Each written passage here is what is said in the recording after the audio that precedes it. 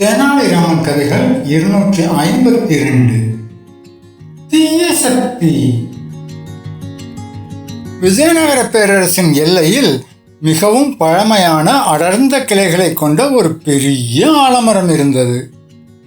சமீப காலமாக அந்த மரத்தில் ஒரு பயங்கரமான தீய சக்தி குடியேறி இருப்பதாக மக்கள் பேசிக்கொண்டனர். இரவு நேரங்களில் அந்த வழியாக செல்பவர்கள் விசித்திரமான அலறல் சத்தங்களை கேட்டு பயத்தில் மயங்கி விழுந்தனர். இந்த செய்தியை கேள்விப்பட்ட ராஜகுரு மன்னர் கிருஷ்ணதேவராயரிடம் சென்று, மன்னா, அந்த தீய சக்தி நாட்டுக்குள் நுழைந்தால் பேரரசிற்கு பெரும் ஆபத்து நேரிடும். அதை உடனடியாக கட்டுப்படுத்த மிகப்பெரிய சண்டிகா யாகம் நடத்த வேண்டும். அதற்கு அரசு கருவூலத்திலிருந்து 10,000 பொற்காசுகள் தேவைப்படும் என்று வலியுறுத்தினார். மன்னரும் மக்களின் பாதுகாப்பை கருதி அதற்கு இசைந்தார். ஆனால் தெனாலிராமனுக்கு இதில் ஏதோ சூழ்ச்சி இருப்பதாக தோன்றியது. அன்று இரவு அவன் தனது உயிரையும் பொருட்படுத்தாமல் அந்த பழைய ஆலமரத்தின் அருகே சென்று ஒரு புதருக்கு பின்னால் மறைந்து கொண்டான். நள்ளிரவு நெருங்கியதும் மரத்திலிருந்து அதே பயங்கரமான ஒலிகள் கேட்டன. உன்னிப்பாக கவனித்த தெனாலிராமன் மரத்தின் உச்சாணி கிளையில் ஒரு மனிதன் அமர்ந்து கொண்டு ஒரு விசித்திரமான குழல் மூலம் பயங்கரமான ஒலிகளை எழுப்புவதை கண்டான்.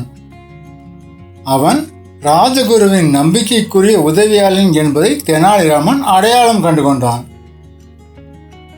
மறுநாள் அரசவையில் யாகத்திற்கான ஏற்பாடுகள் விறுவிறுப்பாக நடந்து கொண்டிருந்தன. அப்போது தெனாலிராமன் ஒரு மூடிய மண்பானையுடன் அங்கு வந்தான். மன்னா, எனது மந்திர வலிமையால் அந்த தீய சக்தியை இந்த பானைக்குள் நான் சிறைபிடித்து விட்டேன். இனி யாகம் செய்ய தேவையில்லை என்று அதிரடியாக கூறினான். ராஜகுரு பதற்றத்தில், இது சாத்தியமே இல்லை, பொய் சொல்லாதே, பானையை திறந்து காட்டு என்று கத்தினார். தெனாலிராமன் பானையை திறந்தபோது அதிலிருந்து அந்த விசித்திரமான குழலும் ராஜகுரு அந்த உதவியாளனுக்கு அனுப்பிய ரகசிய கடிதமும் வெளிப்பட்டன. மன்னா, கண்ணுக்கு தெரியாத தீய சக்திகளை விட மனிதர்களின் மனதில் ஒளிந்திருக்கும் பேராசை மற்றும் வஞ்சகம் போன்ற தீய சக்திகளே மிகவும் வலிமையானவை. அவைதான் நம் நாட்டு மக்களை பயமுறுத்தின என்று விளக்கினான். சூழ்ச்சி அம்பலமானதால் ராஜகுரு தலைகுனிந்தார்.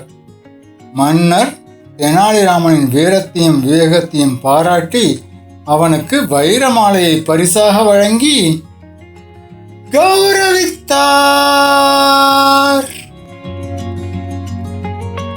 நீதி.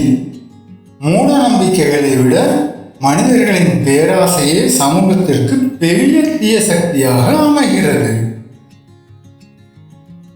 நண்பர்களே, உங்களுக்கு பிடிச்ச தலைப்பை கமெண்ட்ல சொல்லிட்டு போங்க. நாளைக்கு அந்த தலைப்பில் தெனாலிராமன் கதை எழுதலாம். அதுக்கு முன்னாடி இந்த சேனலுக்கு சப்ஸ்கிரைப் பண்ணுங்க, லைக் பண்ணுங்க, கமெண்ட் பண்ணுங்க.